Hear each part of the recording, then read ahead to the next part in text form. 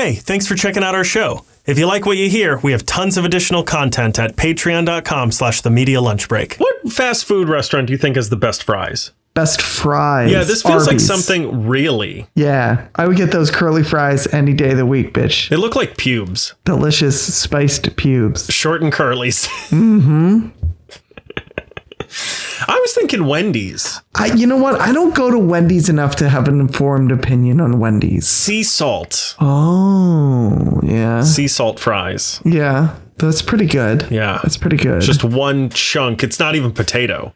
It's just a chunk of salt. Ooh, yeah, deep fried. Deep fried. Deep fried salt. In salt. Ooh, wow. I like this. Yeah, it's pretty good. Nice. You know what's a close second? What's that? Alex's Steakhouse. Who the fuck is Alex and why does he have such good fries? Because it's a very fancy, expensive steakhouse. I was just sort of making a joke when no one ever talks about like real restaurants. Yeah, it's like one of the oldest steakhouses in New York City. Okay. All right. Well, that explains why I have not gone to it. I've gone a few times. Or know its existence. I don't care for it. To be completely honest. That's why you've only gone a few times. Yeah. It's a place that, here's the thing, I don't like steak. Yeah. So like a few times I've had people come into the city and I'm like, where do you want to go? What can I show you? And they're like, well, I'd love to try like a fancy steakhouse. And that I've heard is like the best of the best and blah, blah, blah. It's a cool place too. They have like a collection of antique pipes that line the walls of the entryway. Can you smoke the pipes? I could. Oh, good. Yeah, I haven't been able to without the police being called. Sure. Otherwise, yeah, haven't had any problems. Okay, cool. Sorry, How are you? I'm good. How are you? I was trying to figure out where to go from there. I was trying to find a path. Arby's also has the best chocolate shake. They do have a good chocolate shake. They have real, like, thick whipped cream. You know what I miss? What shake I miss? Potbellies. We used to frequent a Potbellies. We did. You still can. I still can. Here's the other good thing Potbelly has. They have the best, like, point system. Yes. I used to, when I was still working in the city, I would go like twice and get a free meal. Yes. Like every third meal was free. Yeah. And eventually they called the cops on me for stealing so much, but yeah, pretty much. And smoking all their pipes. And too. smoking all their pipes. Yeah. That is a euphemism. For the short and curlies. For the short and curlies. We've got a lot of callbacks in this one. I don't know that I'm going to be able to keep track of all of this. No, don't worry about it. Don't worry about it. Yeah, here's the thing. Potbelly has good shakes. They're small though. Yeah. You get quality, not quantity. I used to get one and I'd get a chocolate chunk cookie and tear it apart and put it in my chocolate Oreo shake. I like when they put the little cookie on the straw though. I know. And then you got to deep throat the straw to get it off. That's my favorite part. I bet it is. And I make everyone make unwavering eye contact with me when I do it. How do you get everybody at once? Because I say, everybody watch this.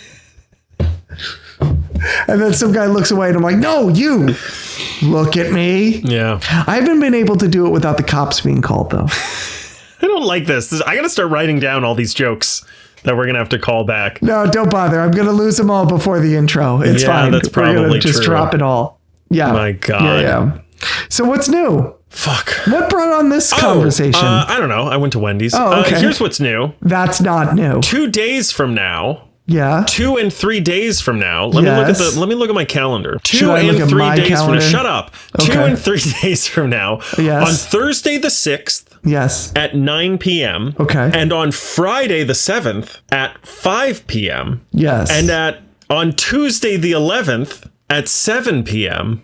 I've lost track of what's going on. I don't care. Right now. If you are listening and you are interested in this, you can go back and listen to the dates and the times. I have performances coming up. Oh, yay! So if y'all want to see me do something, I'm not doing anything. I'm emceeing. I'm like hosting the show on the 7th. And you can go to Barefoot Shakespeare, their social media, their website, Barefoot Shakespeare Company, barefootshakes.org, I think is the official site. But just search Barefoot Shakespeare Company. It'll come up. It's called Unrehearsed. And we're doing it inside for, I think, for the first time in recent history. First time since I've done it. Cool. And it's going to be a good time. Yeah, I've got a week to get off book. I have one scene memorized. How many scenes in total? Like 8. Which one is this? Which show This is Midsummer. I'm playing Oberon. Oh my God. I know. You are I know. fucked. Oh, trust me, my man. I mean, the good news about this is that it's a lot of fun. For anyone who hasn't heard me talk about this, I do this like every year, but it's a competition to see who can memorize their lines the best. Usually, almost always, I win. Or I've tied. I've tied for first a few times. This one's going to be hit or miss. We'll see how it goes. Listen, every once in a while, the champion must fall. Ain't that the truth? And I have fallen. Off the wagon. I'm 6 feet from the edge, and whatever the rest of that song is. Yeah, which song is that? What is Nickelback? 6 feet from the edge, and I'm thinking. Oh, yeah. Maybe 6 feet ain't so far down. Do. Wow, Nickelback. That is... Wow. That's just... I did not expect you to pull out a Nickelback reference. I love Nickelback. Oh my God. Let me be perfectly clear. Please. I don't love Nickelback. Okay, thank you. What I have is a very niche nostalgia because I only listened to the radio for 3 years in my life. Consecutive or? Yes. Okay. Because I didn't listen to the radio, but my school bus had the radio on in the morning and in the afternoon. Right. And we just listened to like pop rock. And so I got Green Day, I got Nickelback, I got Creed. It was like 2003, 4, and 5. I got Three Doors Down. I got that Kryptonite song. Oh, yeah. Okay, yeah. I know that one. Yeah. Like you don't have any guilty pleasure music. I don't know if I would call Nickelback a pleasure.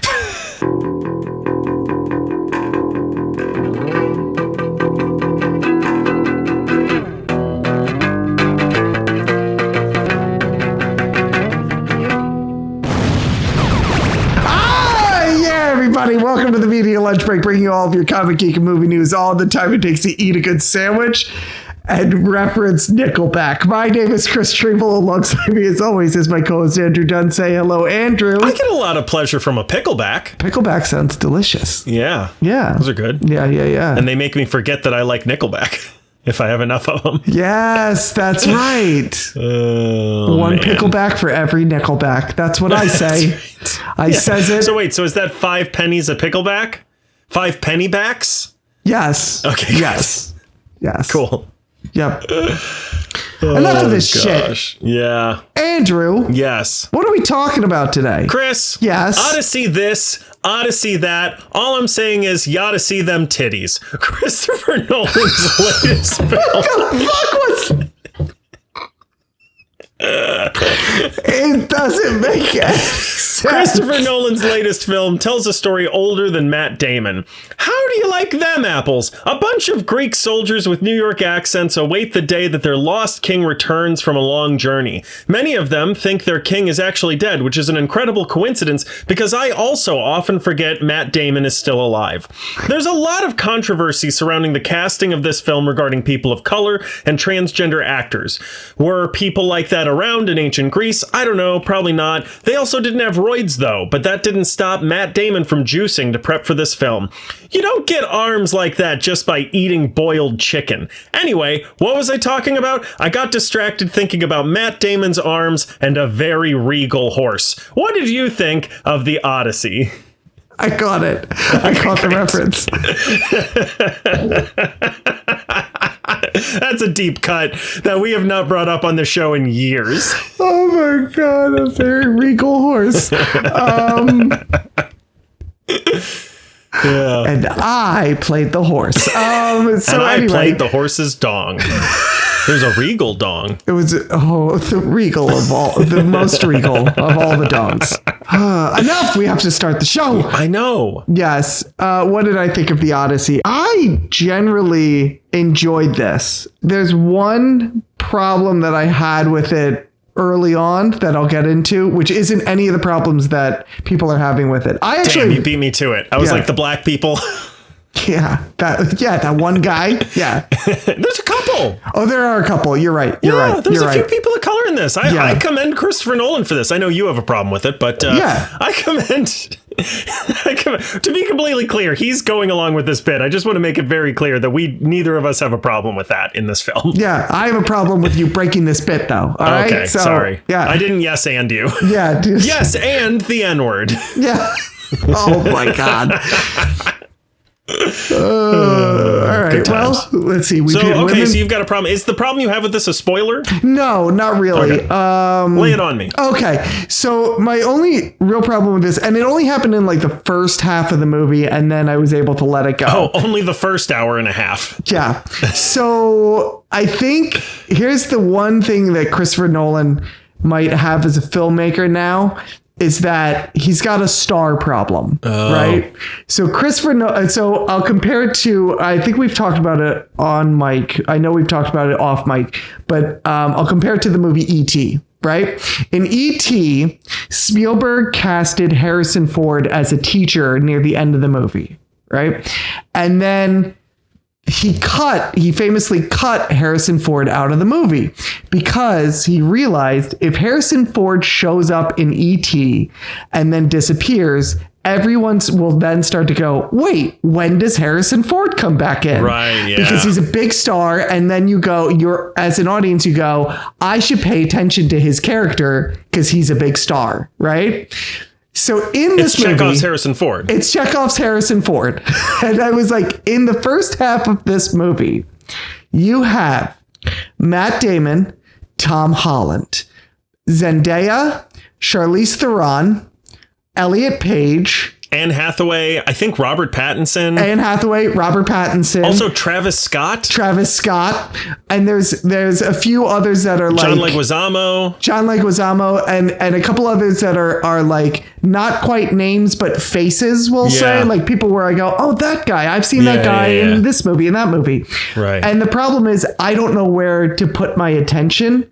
There's a lot going on in this movie already. Yeah. And then I was like, am I supposed to really care about Robert Pattinson in this? Because he's in it and then he's not in it for a while. Yeah. And I'm like, I don't remember what's going on with him. Should I? Because he's Robert Pattinson, so he must have played an important role. Yeah. I was able to let that go by the end of it. But you know, Lupita Nyong'o is in this. So like, you know, I'm able to let this go by the second half. But his problem as a filmmaker overall is that now he is so big, everyone will say yes to him for 3 lines. Yeah. And I'm like, who do I got to remember where is where? You know what I mean? Yeah. All the chess pieces. I think that's not necessarily a Nolan problem.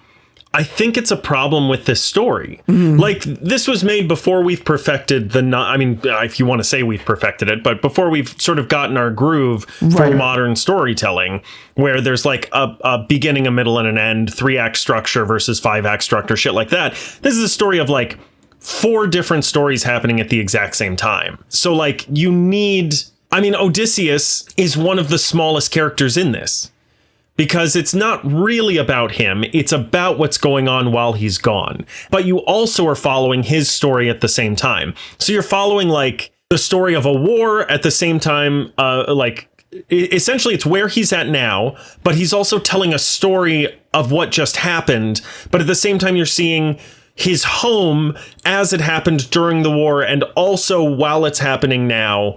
You're following his old best friend. You have to follow his fucking dog's storyline. You have to follow his son's storyline. Yeah. You have to follow his wife's storyline. They're all main characters. Right. And so like, unless you drastically chop down a lot of this and make it a singular storyline, I don't really know what else to do. Yeah, but at the same time, if you were to do that, I think it becomes a lot less compelling of a story. I agree. Because you're just watching like this happens and then this happens and then this happens and then this happens. You're just watching a man journey his way. And while things happen on that journey, it is kind of just a straight line. Well, and as any actor knows, any good actor knows that acting is reacting. And so it's one thing to see the amazing feats this guy is doing and all the stuff he's done, but it's another thing to see the people's reactions to him doing those things and also to being gone and how that affects the world at home that he has left. So like, I agree with you. I just think it's if you're going to tell this story this way, it's sort of,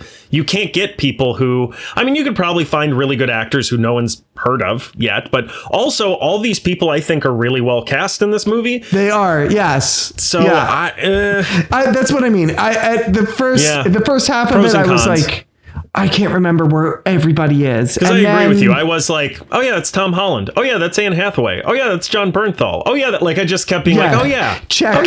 Yeah, right. Yeah. So yeah, I think the reason I call it a Nolan problem, I'm like, because he's one of the few filmmakers that have the power to be like, I know. Hey, John Bernthal, you want to be in 2 scenes? And he's like, yeah. Well, we'll get into something else about that later as well. There's another thing about that I want to bring up when we talk about the salaries that the actors all had. Yeah, I bet. I can only imagine. But yeah, well, let's talk a little bit about the cast. I guess I'll talk a little bit about what I felt about it first. Yeah, please do. Yeah, I largely agree with you. I'm not sure. I don't know that I have the exact same problem that you had. Maybe a little bit. Like I said, it's an adjacent issue where I'm like, oh yeah, that guy. Yeah. Oh yeah, he's in this too. Oh yeah, he's in this too. Whatever. Right. Mostly, I think this is just a very old story. It is. And I'm like, yep, there it is. They did it. And granted, I feel a little bit like Denis Villeneuve. Yep. Where it's like, yeah, they told that story. It's beautiful. Mm-hmm. And then also here's this really old story that we all know. Right. I think largely a lot of the acting's really good. I don't think a single person is miscast. No, I agree with you on that. Yeah, it's a old story that doesn't feel fresh or it doesn't feel like it has a lot of twists. There's a couple things, but largely you're like, yeah, okay. I kind of predicted. You kind of get what's going to happen. You kind of, you could probably predict, even if you're unfamiliar with the story, what's going to happen by the end. And, right. But it is masterfully done. It is very beautiful. There are a couple weird things every now and then that are, first of all, Christopher Nolan does use CGI, and there is a lot of CGI in this. So don't get confused. There is. But yeah, he prefers to rely more on practical effects, and he does in this as well. Yes. But there are moments from at least from my perspective, where I saw it and I was like, that needed a little more CGI fudging, I think. There are a couple things where I'm like, this looks like a foam cast thing. Yeah. There are moments that could have used a little bit of smoothing around the edges in post-production. But otherwise, like I said, very, very interesting and cool. And I'd give it like a 7 or 8 out of 10. It's good. Yeah, I'd give it like an 8 out of 10. I thought I really enjoyed it as well. It is like one of the oldest stories ever told. Right. And so to find a compelling way to introduce that story, I will shock everyone by saying I've never actually read the book. I've not. So either.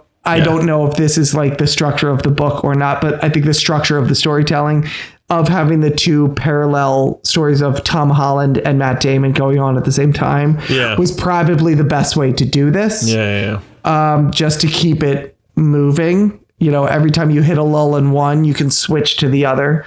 But yeah, I think overall, you're right. Everyone, not a single person is miscast. And that's why I was able to let my problem with it go, because they are very well cast and everyone is doing a banger of a job in every part that they have. Do you know who plays Agamemnon? Benny Safdie, right? Yeah, isn't that wild? That's crazy. I looked it up. I was like, really? I had to look it up because I didn't realize it until he took the helmet off, and then you see him from the back, I think, from the back, but then you see it like 3/4 for like a half a second. Yeah. And I was like, that's a Safdie brother. That's so funny. And I was funny. like, well, Jesus. Do you want to talk a little bit about the cast? Yeah, let's do it. So we got, we named a lot of these already, but you got Matt Damon as Odysseus, Robert Pattinson as Antinous. I'm going to get all these names fucking wrong. Tom Holland you can just forget the names. Just forget them because nobody fucking knows any of the names. Yeah. Tom Holland is Telemachus. Yep. Elliot Page is Sinon. I think it's how they pronounce it, or Sinon or whatever. Anne Hathaway is Penelope. John Leguizamo is Emmaus. Mia Goth is Melantho. Has like 2 lines in this or some shit. Yep. Benny Safdie is Agamemnon. Charlize Theron is Calypso. Very good. Zendaya is Athena.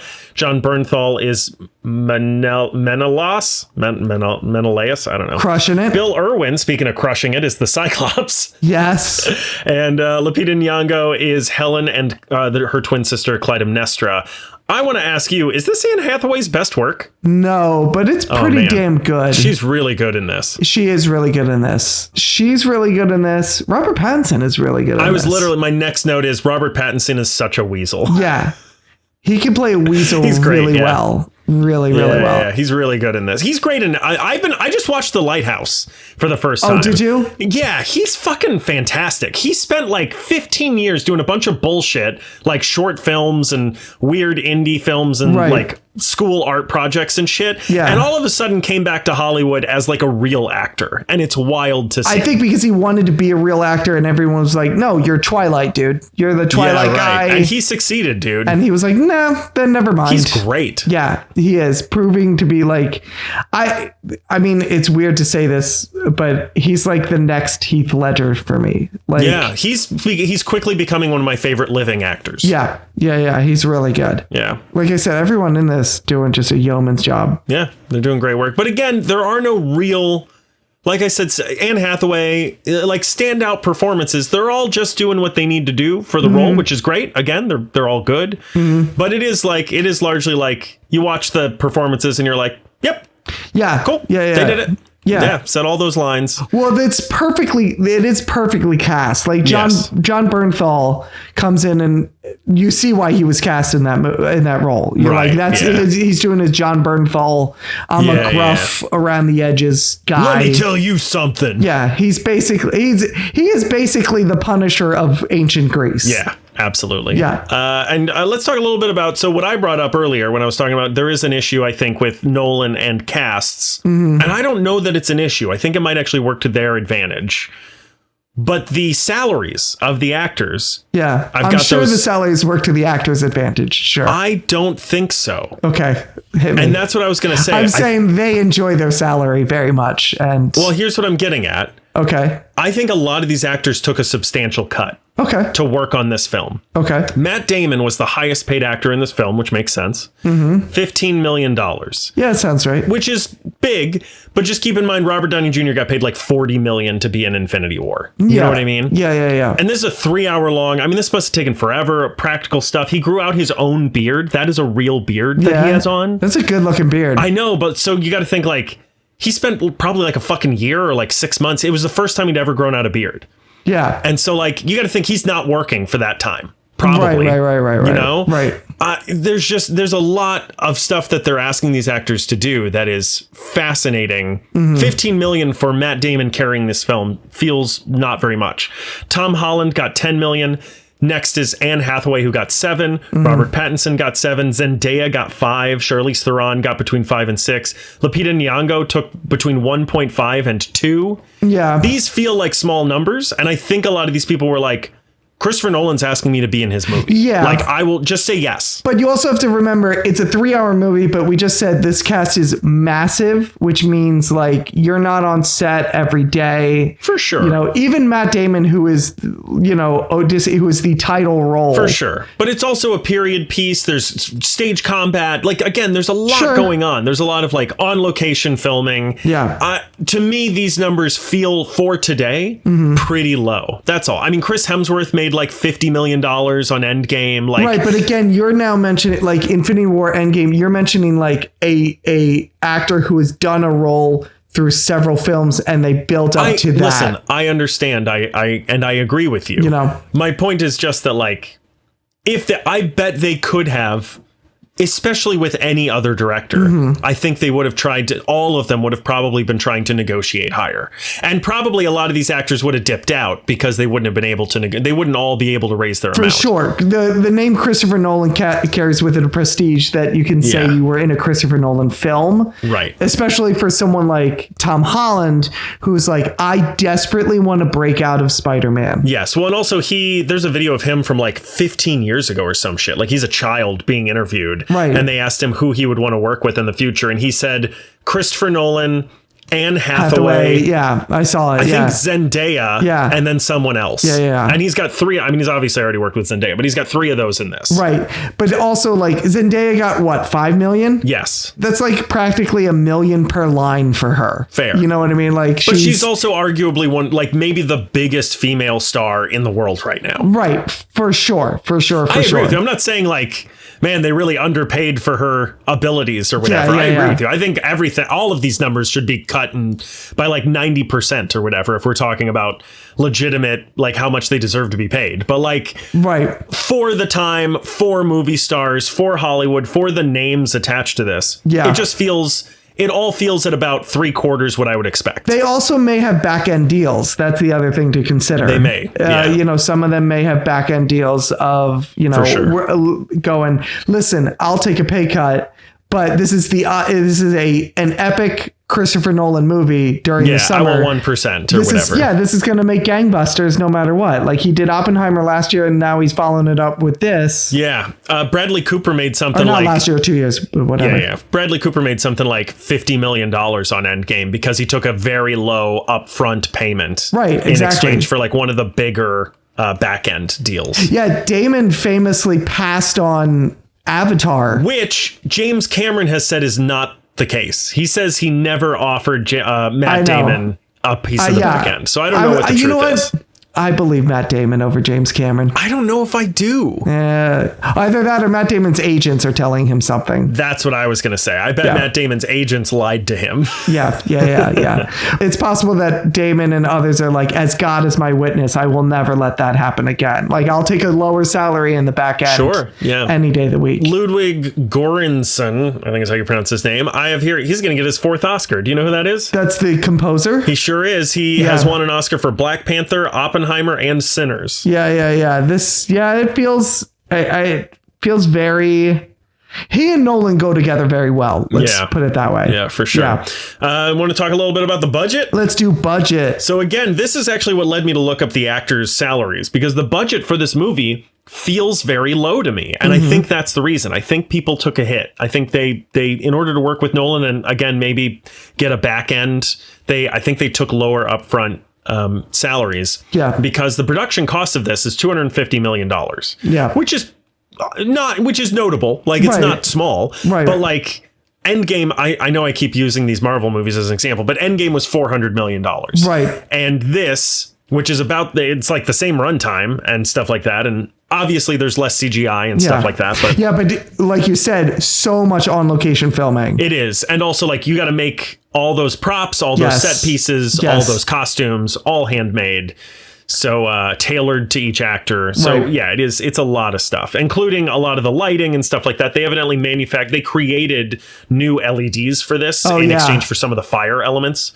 They used like things that looked like fire, but were safer. Yeah. So the production cost $250 million. Marketing cost is $125 million. I never know with this because oftentimes you hear like, okay, so it's $375 million it needs to make more than that in order to make its money back. Right. But also like the website I found said that's before the theater takes a cut. Its break-even point is estimated to be between $625 million and $750 million. So I'm like, I never know what to do with this. Yeah, that sounds about right. I mean, I understand what they're saying. They're saying it has to make $700 million because then the theaters take their cut and then whatever's left over is the... Yeah. But that has never been a consideration for any other film other than Superman. That was the only one that people were like, oh, I guess it's a failure. I think it is. I think it just doesn't get talked about as much. But it's interesting to me that sometimes the media decides, well, this one made a profit and so it's successful, even though we're not factoring in the theaters taking a cut. Yeah. And then sometimes they pick a movie and say, well, but not this one. Right. So I don't know. We'll see. Yeah. That being said, it has already gotten $700 million worldwide. It's probably going to crack $1 billion.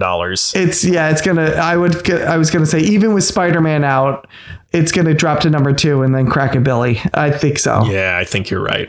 Yeah. So, good on them. Good on them. And they made a movie. They sure did. Do you want to talk a little bit about those controversies? Yes, let's talk about the controversies. Christopher Nolan has had to defend a lot of his casting, which is so strange, especially for a Christopher Nolan movie. Right. And especially after we just got done talking about, like, no one's miscast in this. Like, it's perfectly cast. Everyone fits perfectly into the story. Right. Immediately, though, people were like, Why you got so many brown people in this? Fuck that. I mean, really. I know. Really. So Travis Scott plays Bard, which is cool. I didn't even know who Travis Scott was. I guess he's a musician. He's a musician, yeah. Great. Lupita Nyong'o, people were like super pissed off. She's beautiful. She should play Helen of Troy. Well, it's also interesting though, because I think they did this is going to be such a weird compliment. I think they did a good job uglying her up. Like she's got some scars on her face and stuff. Yeah. This is after all of that. She was the woman whose face launched 1,000 ships. Yes. And now she's like defeated and shattered and crumbled. Yes. And I don't know how much of that is Lupita Nyong'o just being a great actress, how much of it is makeup, how much of it is lighting, whatever they're doing, it's working because she is absolutely a wrecked human in this. And she has like 5 lines or some shit, but she's great. And I don't understand people are like, she's not beautiful. I was like, first of all, of course she's gorgeous. Absolutely beautiful enough to play Helen of Troy. Of course she is. And then I saw this and at first I was like, wait, what are they doing? Because she's not as aesthetically alluring as she normally is in other films and like on the red carpet and stuff like that. And then as you start to learn more about her character, you're like, oh, interesting. It's because she is now a shell of a person. Right. Yeah. It's fascinating what they're able to do. Yeah. And she does a great job. Elliot Page as well. People were all pissed off. People thought that he was playing Agamemnon, which is hilarious. Because he's like 5 foot or something.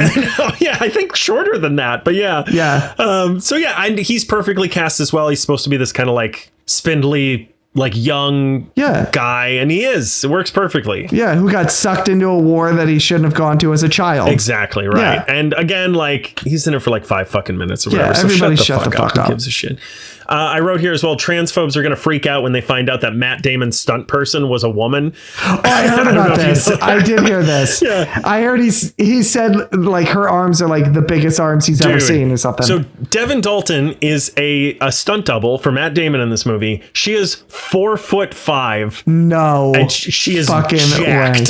So they did this on purpose because there's a scene in this where there are a bunch of giants in armor chasing all the men. Oh, yeah. And so they get a bunch of people who are like basketball players or like big football players where they're like 7 feet tall. Right. And then they cast a bunch of people who are like 4 foot something as the doubles of the men. Oh, that's brilliant. Right. So that's how they were able to film a lot of that. And then they just like lower the cameras a little bit and it makes the big dudes look even bigger. Yeah. It's great work. It works really well. Oh, I will say that was the other one note is that I was like, why is everything just big? Like everything, like they kept everything was just always... Hang on, I'm sorry. Do you have a problem with this 2,000-year-old story? I'm sorry they didn't have enough weird, crazy shit to throw in there. No, they did. Eventually they get into other weird, crazy shit, but it was like 2 big things in a row. I had the thought as well, but I was also like, this is a 2,000-year-old story. They're like, then there was another big thing, and then there's a big thing, but it's only got one eye. Yeah. I was like, why is the problem everything's bigger than you? Why is it? What the hell is going on? It's scary, man. Yeah. Last question before we move on to spoilers. Okay. Is this a better adaptation than Oh Brother, Where Art Thou? I've never seen Oh Brother, Where Art Thou. Fuck you. Yeah. Okay. Let's do it. All right, I'll answer my own question. It is not. Okay. You should watch Oh Brother, Where Art Thou. It's incredible. I've heard it's fantastic. It's one of the best movies I've really ever seen. You've seen Coen Brothers movies. Oh, yeah. It just somehow has never... Oh Brother, Where Art Thou is the entry point that I always give people. Like, if you are interested in Coen Brothers movies, start there. It's shocking to me that you've never seen that movie. No. I've seen a number. I've seen Big Lebowski. I've seen Raising Arizona. I've seen Hail Caesar. And just not Oh Brother, Where Art Thou? Yeah, it just somehow skipped. I just missed it. All right. If we do another one of those where we give each other something, I got to remember that one. Where we give each other like that's the topic is you give me a movie I've never seen and I give you one that you've never seen. Oh, yeah. Okay. All right, yeah. Oh Brother, Where Art Thou was incredible. It's better than this, which feels blasphemous to say about comparing a Christopher Nolan ballad. Well, it's apples and oranges. It kind of is. Yeah, for sure. It's a totally different kind of film, but it is so interesting and fascinating, and everyone should check that out. If you like the Odyssey, if you like this movie, look at the tails to this movie's heads. Okay. Which is Oh Brother, Where Art Thou? Like it's the other side of the coin. Yeah. Right. Yeah. And after that, that's all I got other than you want to move on to spoilers? Let's do some spoilers. The first note I have here is just, okay, again, this is spoilers. The first note I have here is throwing puppies off a cliff. Yeah, just throwing them. Just chucking them. Just chucking them. They even put a little Foley sound. Yeah. Like he'd throw them over the edge and go... How else are you going to get rid of those adorable puppies? I guess that's one way to do it. I mean, how else? What do you want the guy to do? Keep them? That's ridiculous. Look, just do what everyone else does and give them to your kids for Christmas and return them 3 days later. Over the cliff. Yeah, return them to the cliff. Return them from whence they came. Yeah, that's right. Yes. Yeah. Yes. Yep. Yeah. Dusk to dust. Yep. And then, I did right here. That is a regal horse if ever I saw one. Boy, was it. Yeah, real regal. Not anatomically correct, which I was a little disappointed in, but okay. I bet you were. Yeah. We need to, maybe we'll make a video where we tell that story. We have a very funny regal horse story. Maybe we'll tell it on Patreon or something like that eventually. Right. Get on the Patreon.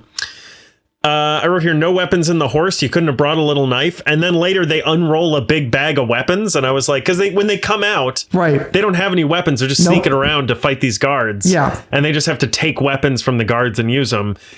And I was like, you couldn't have had a little knife on you to just like snick, just like get them in the neck. A little snick. Yeah, a little snick. Yeah. I guess not. No. But then they have a bunch of weapons anyway. They got their weapons. They keep saying when they're on the boat, we need to find food. Our men are starving. And I'm like, you're on a boat. Nobody brought a fucking fishing rod. I don't think they did that back then. I mean, they fished. I'm not saying they fished. That's not what I meant. I don't think they packed. They're an army. They don't pack like that. They don't think about food. They do think about food, but I don't think first of all, pack a fucking fishing rod. Okay. I don't think they packed fishing rods back then when you were in the army. Obviously. And I don't know why not. It's weird. You got to feed like 15 dudes. You can do that in a day with a couple fishing rods. Where are they going to keep the fishing rods? On the boat. I don't know. Where are their weapons? Their weapons are, I don't know, they're underneath them or something. They're stored underneath there. Okay, there. Then they just leave. Okay. All right. It's not as complicated as you're making it sound. They're also not anticipating being gone as long as they're gone. I think they were, though. I mean, and also they wherever they go, it's Zeus's law. Zeus's they can law. Be like, yo, fucker, feed me. But also like, I don't know, man. You'd think... Although they were probably also like, they're like, we got our bow and arrow. We can, I mean, a couple times they're like, they'll go to shore. And they try to find fucking deer or whatever that thing is that turns out to be a naked guy. And then they try to kill some cows, but they can't do that. But then they do anyway. And see, I guess, realistically, I mean, if they had brought fishing rods, Poseidon would have been like, don't you touch my fucking fish. Now my trout, motherfucker. Yeah, exactly. That's my tuna, bitch. That's my tuna, bitch. Yes. Put that on a t-shirt. What else? Why didn't I don't remember her name, but the Cersei, I think is her name. Why didn't she move the armor out of the backyard after she turned all the people into pigs? Like, wouldn't you? Oh, yeah. If you went out there, if she was like, oh yeah, just leave your shit in the back. If you went out there and you saw the like remains of other soldiers, wouldn't you be like, maybe not? Yeah. Hey, quick question. Whose are those? Yeah. What's that about? I was a little surprised that guy didn't walk back in and be like, where'd those come from? You had visitors here before? I mean, I guess he was really hungry. Yeah, he was really hungry. I've been there. Yeah. I liked that scene. That was an interesting scene to me. It was interesting, yeah. I mean, that was some of the like... I feel like they could have used a little sprinkling of CGI to help some of those transitions a little bit, but... Yes, but I appreciate the way that... I thought it was really interesting the way that he did that. Me too. Like... The close up and pass by to get the effect and everything. And also like she's that. like literally like Play-Dohing them into other animals, which I was like, that's awesome. Yeah. I agree. There were a couple moments where I was like, I mean, that's a big old prosthetic. Right. It's still cool. Like I appreciate the effort. Rather that than a big old CGI. Yeah, same. If you have to swing one direction or the other, I'm glad they did. That is something I wanted to say. In some ways, this is a decent swing. Right. But in like the most obvious ways, it isn't. Right. Like it's an old story. Yeah. They're not changing anything from the story. Right. But there are a couple like very interesting attempts in this. And that scene is one of them. Right. The reason Odysseus plucks his bow before he shoots an animal. Yeah. Because it's not a fair fight. If you're sneaking up on the animal. Yeah. And then at the end of this movie, he slaughters a bunch of unarmed men after hiding their weapons. He did hide their weapons. You're right. Which I was like, fuck. You're right. Come on, man. Maybe he learned his lesson. But also, like, yeah, he's got a bow, but he's one guy versus like 30. I know. So I feel like it was an even fight right there. Also, he's old. Yes. And also he did flick his bow to let them know he was going to start killing all of them. And that's true.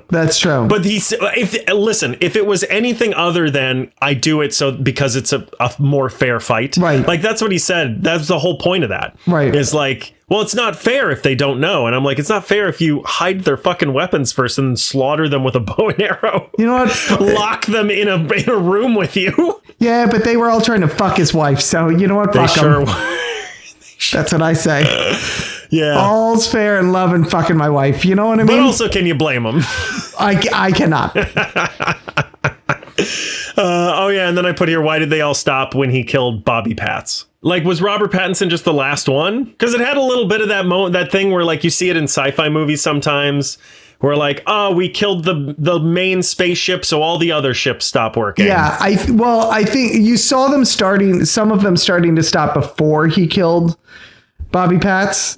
And then I just took it as they are like, were they like, well, he was the leader of this, so I think they started to accept like Odysseus. This is the real deal. Yeah. Odysseus. He's not just some old man. And also like he's the Odysseus that left here. Yeah. Like he is our true king.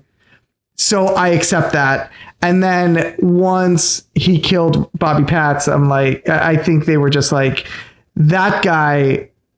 Yeah, it was kind of like that guy was the front runner to be the suitor. Yeah, I wonder if there was an element of like, well, if I stop fighting now and Bobby Patz wins, I'm going to be executed. Right. Like if I kneel. Yeah. But now that threat is gone. Right. Well, also, or vice versa. Like if Odysseus wins against Bobby Patz and then I'm coming after him, he's going to kill me. He's either going to kill me now. Yeah. Or he's going to kill me later. But if I bend a knee. But that's sort of what I said, though. If that's the case, then like, was it just a coincidence that they all stopped at that moment? No, I don't think it was a coincidence. I think there was something to like that guy was the front runner. He was kind of the gang leader of the whole thing. Yeah. And obviously our king killed that guy. So our king is back. Yeah. Like it was like finally our king is back. Yeah. And then we learned definitively at the end of the movie that Odysseus was Team Jacob the entire time. Yeah.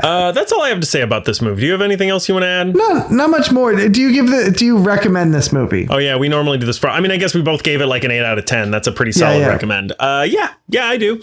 I think it's probably going to be on streaming in a week and a half. Probably. I don't know that you need to see this in theaters. It's probably made better by seeing it in theaters. Right. But you can get, I think, just as much out of it waiting until streaming if money's tight.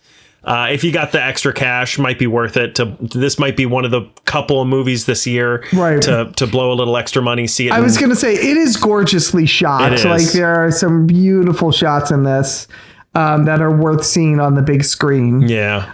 So I would say if you, like you said, if you got a couple extra bucks to spend, if you're trying to be judicious with your money on what you go into the theaters to see, and you haven't seen a lot this year, this is worth blowing the $20 for. Yeah. I feel like if you're going to see 4 movies this year in theaters, this could be one of them. Yep. If you're going to see 2, maybe not. Maybe not. Yeah. Maybe not. Well, what are the 2 then? Well, first thing that came to mind was Hail Mary. Project Hail Mary. Yeah. Okay. Yeah. I think that is better to see in theaters than this. Yeah, I can see that. And I don't know what else, but we're only halfway into the year. So is this going to be the other one? Maybe, but probably not, Do you think Spider-Man is the other one? No. Okay. I also don't think Doomsday is. Although maybe. Okay. Yeah, I don't know. We'll see. I mean, again, I could go through the list of, I had it last episode or maybe 2 episodes ago of like all the movies that we've reviewed. Right. You know what? Second movie? Yeah. Minions movie. Oh, yeah. Yeah. It's a George Lucas movie. By the way, I have a friend, Haley, who listens to the podcast. She really enjoyed our Minions episode. I bet. She really did. Who didn't? These assholes. Yep. You and me. Yep. Anyway, hi, Haley. Than's for listening. I thought you meant your hands who had to edit the episode. You know who has 4 thumbs and hated reviewing that movie? This is why we do this. This is why we do this. Oh, Christ. We put ourselves through this. Enjoy our suffering. Yep. It's, you know what? There's a lot of sacrifice in this movie, and there's a lot of sacrifice on this podcast. Yes, and there that doesn't is. get acknowledged enough. Yeah. You know what? You're right. You're right. Oh, God. Are you ready to move on to the reading assignment? Let's move on to the reading assignment. All right, sounds good. Chris. Yes? Barda tells the story of a young girl coming into her own, and her upbringing is just like any other girl's. She loves her family. She's awkward around boys. She's a trained soldier who was tortured mentally and physically until her unwillingness to support the whim of a genocidal maniac was broken and her spirit was shattered. She likes to read, you know, normal girl stuff. But now she's falling in love with a war prisoner she's been ordered to torture. I remember that episode of My So-Called Life. What did you think of Barda by Ngozi Ukazu? Ukazu. Ukazu? I looked it up. Ukazu. Not Ukazu? I would love to talk to this person because I suspect that is not how her family pronounces her name, because the way she says it is with like a perfect Midwestern American accent. Ngozi Ukazu. And I was like, I feel like she has Americanized it for interviewers and for I think she knows readers. how to pronounce her own name. Oh, I think she does. But I know many people from that's what I'm trying to get at. I know many people from other countries who are like, oh yeah, everybody, this is how you pronounce my name. And then secretly they're like, I just said that because you're not going to be able to pronounce. Yeah, but Ukazu, that's not like undoable for Americans. Yeah, maybe. But also like Ngozi is NGO. Like, I don't even have it. I have it written down. I got it right here. NGOZI. Yeah. So like there's a lot of people who have been like, even I've seen interviews with her where they pronounce, we don't have to talk about this, but I've seen interviews. I was like, this is going on way longer than we need to. It is, where the interviewer has pronounced her name wrong. Like I found videos of her pronouncing her name and that's what I got my phonetic off of. And I'm like, interviewers are getting her fucking name pronunciation wrong. Yeah. So. She's like, it's pronounced Jen. Yeah, right. Yeah, could be. Anyway, so Barda, I overall enjoyed this. It's a very, I would say, almost sweet story. At first, I will say I went into this thinking, oh, it's the story of Barda. It's going to be the story of how she met Scott Free and fell in love and everything. And it is. But also, it's more than that. And I would say that part of the story is actually like very minor compared to what the overarching story of Barda is. It is, like you said, it's a story of a girl kind of coming of age and getting her period. No, I was like, coming of age? What am I talking about? What the hell do I know about a woman coming of age? Yeah, I know. But it's coming into her own, I'll say. Yeah. And gaining her independence. So in that way, I thought this was a really moving story. I think it's a really interesting story. If I had one note, that third storyline of the falling in love with Scott Free, I don't fully buy it in this version. Yeah. I think what is happening is that if you're a DC fan, you know the story of Barda and Scott Free and you know they get together. Yeah. And so you're willing to take that leap and just go, yeah, and then they fall in love because that's how it has to go. Yeah, I think maybe that needed a second volume. Yeah. But like I said, it doesn't break it for me because that's not really what this story is about. This story is about Barda finding her independence and finding her voice and finding who she is. It's very much a story about like peer pressure. Yeah. It's very much a story about learning to stand up for yourself. Yeah. And accept yourself for who you are. And love yourself, right? And love yourself. Yeah. More than loving another person. Yeah. It's loving yourself. That's kind of, I agree with you. I thought it was going more in that direction. And then it was like, oh no, I love this guy. And I was like, okay. Yeah. That kind of got her to that place, but I didn't. Yeah. What did you think of this? Yeah. I had not read this before. I think I said last week or 2 weeks ago, probably when I assigned it, I found the first issue of this at Free Comic Book book day and was like, oh, and I was introduced to Barda through your recommendation of the Tom King Mr. Miracle storyline. Yeah. And I was like, let me check this out. I want to read this. And I've been sitting on it ever since. And then you 2 weeks ago were like, what's my reading assignment? And I was like, duh, and like opened up my folder and was like, it's right at the top of the alphabetical list. B for Barda. There it is. Yeah. So recommended that. Largely, I don't think this is that good. Okay. I think it's okay.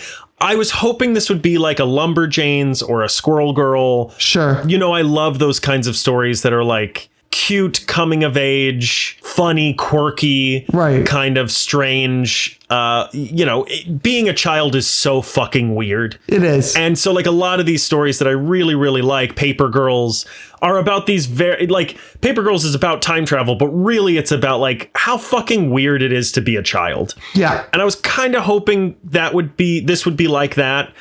And it is at times, but it's largely just, here's a story of Barda, and then all the things that we know about her happen in this story. Right. And it is drawn like one of those stories. And that's kind of why I was hoping it would be more like that.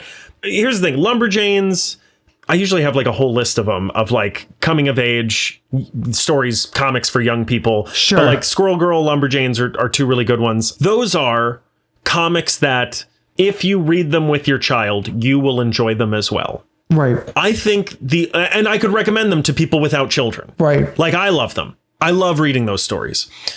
My son has not read them, my 6-year-old. Like I just love reading them. This is a story that I think I can only recommend to like a young woman between the ages of like 12 and 16. Yeah. If you're outside of that demographic, I don't know that you're going to enjoy this very much. Unless you're, or like an extremely diehard DC fan who just wants to read everything. Right. Those are kind of your only two demographics for this particular story. Yeah. And like you said, there's nothing wrong with it. Like, I think it's a perfectly fine story. Yeah. There's nothing that makes me go like, ooh, or whatever. I just don't find it particularly captivating. I think you kind of hit it on the head, though. I think one of the reasons we're not going to find it captivating is like, we're not the audience for this. For sure. But my point is, I agree with you. I'm not saying that to poo-poo this, but also to let people know there are things that fall into this category of story that I would recommend, even though you're not the demographic. For sure. But this is not one of those. Yeah. I think if you're in the demographic, this will hit really, really well. If you're outside the demographic, I think you could read this and have a perfectly fine time with it. Yeah. It's well written and everything like that. But I think you're not going to get that emotional, like you will either A, if you're in the demographic, or B, that you would with something else. Yeah. I agree. Yeah. I'm trying to think if there's anything else I have to say about this. There's not really much going on here. In fact, I would say part of the problem with it as well is, and not to spoil too much, but again, if you know this story at all, you know what happens, but she's in love with someone else. Right. And then she sort of stops being in love with that person. Like, it's not only that she falls in love with the person she falls in love with by the end. Right. But it's also that for some reason there's a shift from one person to another. And I don't really see why. Yeah. She even kind of says it. She kind of mentions like, oh, it turns out that's what a crush is. And this is what real love is. Right. And I'm like, I don't see the difference between those two. Yeah. Especially this person you like kind of just met. It's a little odd. Yeah. Like I said, I was kind of hoping the end of this was going to be like, maybe they end, and they kind of do end as friends. Right. Again, not to spoil it, but they end on like amicable terms. Right. As far as the actions go. But the words are like, oh no, this is the love of my life. And I kind of wish it had just been like, I met someone who showed me that I can be a better version of myself. Right. But I have that work to do myself.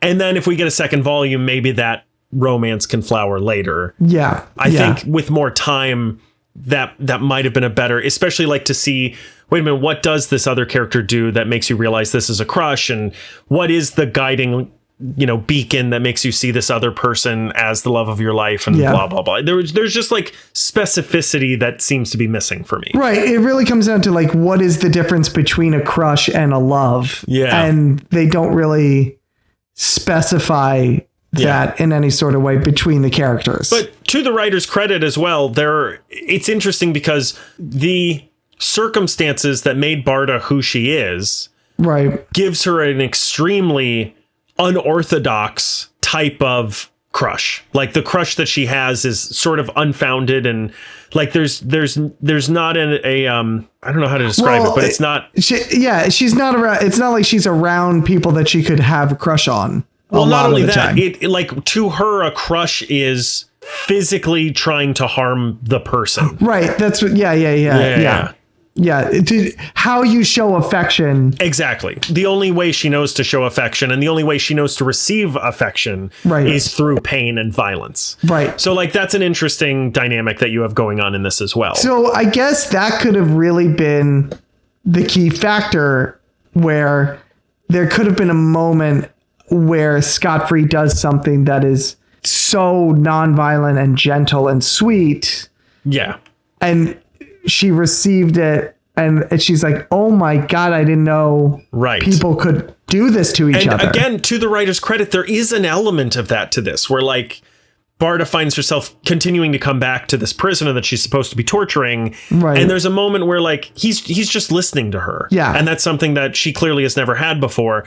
But we never really get an explicit like, it's not spelled out. Yeah, there's no hand on the shoulder. There's no physical aspect to it. Yeah. There's just There's a moment where they like almost hold hands. Right. But I really needed like I think I needed like a panel or a page of like I thought this is what love was. Of hardcore boning. Sex. Yes, underage boning. You heard it here first, folks. The media lunch break immediately canceled. Yep. Of like I thought this is what love was. And like I it's because of who I was and it's because of my upbringing and my family, and I'm starting to realize that love can be something soft or something like that. Yeah. Also just the idea of like letting the crush go where it's, like you said, the only way that she knows affection is through pain and physical violence. There could have been another scene where they fight with her crush and it's like, why is this not fulfilling me? Why is this not giving me the same thrill that it once did? I don't understand. Yeah. All right. Yeah. I don't think I have anything else to say about this. Okay. I think I recommend it for the specific demographic of like sort of preteen to early teen girls. Otherwise, I don't really recommend it. Again, it's fine. There's nothing particularly wrong with it. Right. But it did not do what I was hoping it would do. Right. Okay. You ready for your reading assignment? I sure as shit better be. All right. I'm going to give you The Deviant by James Tinian IV. I'll make you a deal. There's 2 volumes to it and then it's done. It's essentially 8 issues. So if you can read both volumes or all 8 issues, great. If you can only read the first volume, I'll take it. All right, I'll see. Have you read them both? I've read most of it. I have never finished it. I've read the first volume and part of the second volume. I was reading it when it was coming out. Yeah. I'll see how much of it I can get. Yeah, if you can get through it. I don't think I think it's a pretty quick read, so I think you can. Okay. Yeah, sounds good. Other than that, there's nothing else, right? No. Hey, Andrew. What? Hey, Andrew. What? Hey, Andrew. What? Where can they find us? Oh, well, they can find us at Arby's, mostly eating those short and curly fries. But you can also find us on Apple Podcasts, Spotify, YouTube Music, iHeartRadio, Pandora, SoundCloud.com/The Media Lunch Break. You can also check out our Blue Sky, Instagram, or TikTok at The Media Lunch Break. You can find us on YouTube. That's youtube.com/The Media Lunch Break. We have merch on Spring. Head over to our Blue Sky at The Media Lunch Break to find that link pinned right at the top. You can also visit our Patreon at patreon.com/The Media Lunch Break. Let us know somewhere if you want us to tell the story of the Regal Horse. I think it's hysterically funny. The story of the Regal Horse. It's a great story. We haven't told that story in so long. Like I remember most of it, but I think I remember pretty much the whole thing. So if you want to hear it, let us know. Maybe we'll put it on the Patreon, or you can just listen to every single episode until you find it. I don't think it's that I don't remember it. I think I've psychologically blocked it from my memory. Yeah. But you can also send us an email at themedialunchbreak@gmail.com or visit our website, which is www.themedialunchbreak.com. Give us a rating and reviewing on on iTunes, SoundCloud, or YouTube. And last but not least, special thank you to Julie. Thanks, Julie. I was talking to her the other day. You know what she said she likes the best? What's that? Five Guys, but I don't think she was talking about the restaurant. Oh, nice, Julie. Nice. You can leave a rating and a review in it, and you can leave it right in app. It really does help people find the podcast if you leave that 5-star rating. So be sure to do that in your app of choice. And as always, when you leave that 5-star rating, you can leave whatever type of review you want in that review box this week. If you leave a 5-star rating, just put, "That's not my tuna, bitch." No, that's my tuna, whatever. bitch. Oh, I even wrote it down, and then my app didn't pull up in time, and I was like, fuck it, I'm going for it. You know what? Put either one. Yeah, put whatever. Either one. Just put tuna, That's bitch. my tuna, bitch. All right. This has been the Odyssey and Barda. Next week is going to be the best damn day of the week, the Tuesday News Day. Oh, the Tuesday News Day, yeah. Yeah, and then it is official. It's Spider-Man time. I guess it is. Yeah, it's time for the Spider-Man. There's no getting around it now. Yeah. Spider-Man, brand new day, and the Deviant. But here's the deal. If you're listening to this and you're like, hey, don't talk about Spider-Man, because everybody's going to be talking about Spider-Man. Talk about something else. I want to hear something else. You got an idea for us? Send it over to us, okay? If you have a reading assignment, you want us both to read something, send it over to us. If you're a creator, you wrote a comic, you shot a pilot, you made a film, you want us to put eyes on it and ears on it, you want us to talk about it on the mic, send it over to us. We love doing stuff like that. How we'll put you on the mic, you can talk about it your own damn self, all right? So send it over. Other than that, that's it. Look at that. There wasn't a thing. Wasn't a thing? And now there was a thing. Now and that's how thing, easy yeah. it is. So So if you easy. listen to this, go out and make a thing. Go make a all thing. right? Other than that, that's it. I'm done. I'm finished. We're out of here.